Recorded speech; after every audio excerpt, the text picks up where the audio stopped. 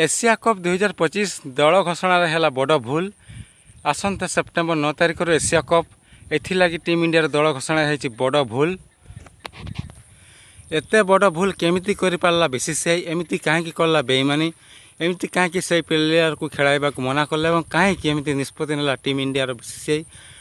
तो कौन का केमिति एमिति कला जना पड़ी नहीं।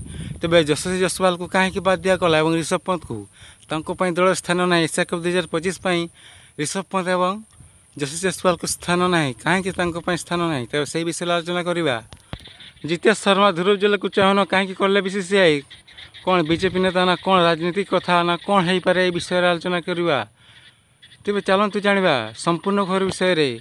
चलित वर्ष एशिया कप 2025 दुबई आयोजित होता बेले दीर्घ 2 वर्ष पर पुणी थे एशिया कप फेरी क्रिकेट मैदान को देखा गले थर T20 फर्माट्रे हो। एशिया कप 2025 मोट 8टी बड़ बड़ दल अंशग्रहण कर टीम इंडिया पाकिस्तान छड़ा सब छोट टीम हेले भी कहवा पड़ो आमको समस्ते दल भल टीम कहीं हर पारे सक्षम अटंती।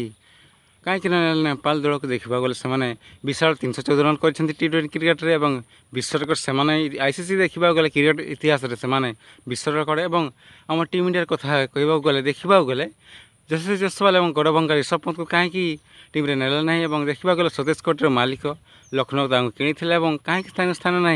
सुमान गिल अच्छा अभिषेक शर्मा को चयन कर देखा गले पोलियो शॉट रही जितेश शर्मा और ध्रुव जुल को कहीं नहीं कौन से राजनीतिक दल रही अभाव से लगी। तो फ्रेंड आपण मैंने कहतु ऋषभ पंत कहतु ऋषभ पंत और यशस्वी जसवाल को ना मिलवा उचित ना सहित बेईमान है कमेंट निश्चय लिखुँ।